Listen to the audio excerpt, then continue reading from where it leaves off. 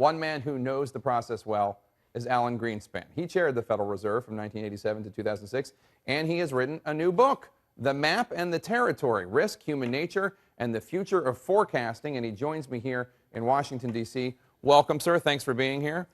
So Rand Paul is threatening to hold up Yellen's nomination unless he gets a vote on this Audit the Fed bill, detailing everything that the Federal Reserve has done and is doing. I know you oppose it. You think the Fed needs to remain independent. Why should people not know what the Fed's been doing? Well, first of all, let me just say, on the issue of accounting, each of the 12 reserve banks are fully audited. The Federal Reserve Board is fully audited by outside accountants. I've done a lot of accounting over my life, and I'm telling you the books are as clean as you can imagine because there's very little that can go wrong there. The one issue that he is raising is auditing the actual deliberations of the Federal Reserve, which is a very bad mistake. Why? Basically because what history tells us is if you have that sort of audit by the political system, which is of course what it is, you will get a bias towards inflationary monetary policy. And that's the reason why the original founders of the Fed made the terms of governors 14 years, for precisely to avoid that reason. And so it is a terrible idea. Okay. Let's talk about your book. I know that that's what you want to talk about. I want to get to what's inside in a second, but I read a very harsh review of it by the New Republic, by a liberal, progressive writer in the New Republic, and I want to get your response to it because he reflects a lot of feelings, negative feelings that many progressives have about your stewardship of the Fed.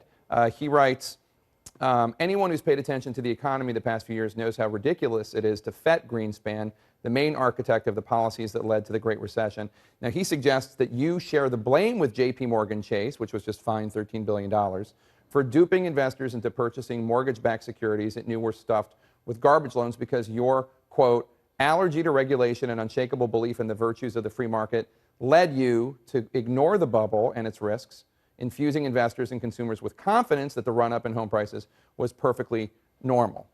How do you respond to that? Well, I responded in the book itself. Right. I explained precisely what happened, what led to the global bubble. Remember, this is not an American bubble. The housing bubble looks the same whether you're going to Canada or Australia or any of other 20 other countries. We're somewhere in the middle. So the bubble itself is neither an American issue nor something which we were unaware of. The critical question that we all missed is when it would break. And one of the things I demonstrate basically in the book is you cannot determine that. Now, essentially to say what, in fact, this individual said, all I can suggest is read the book and determine for yourself what you think. Well, I don't want to focus entirely on the criticism. I think one of the things, this is an investigation. You go back and look at what you did, what could have been done differently, and one of the things you conclude is that spirits, as you call them, exuberance, depression, anxiety, animal spirits, right, that those things played a bigger role. Do you think that they played a bigger role than, say, absence of regulation, sufficient regulation in Wall Street? Oh, absolutely. This is basically an endeavor to find out what makes the economy function and how best to understand it.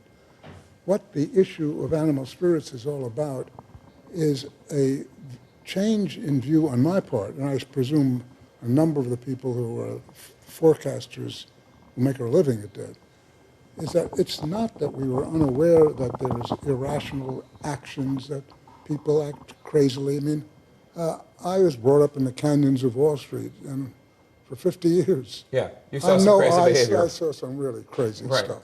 So that's not the issue. The issue is fundamentally, is it systematic enough to actually model it and be able to use it for forecasting purposes? The general presumption of most everybody was no, not really, because it's random and you can't get a fix on what is going on.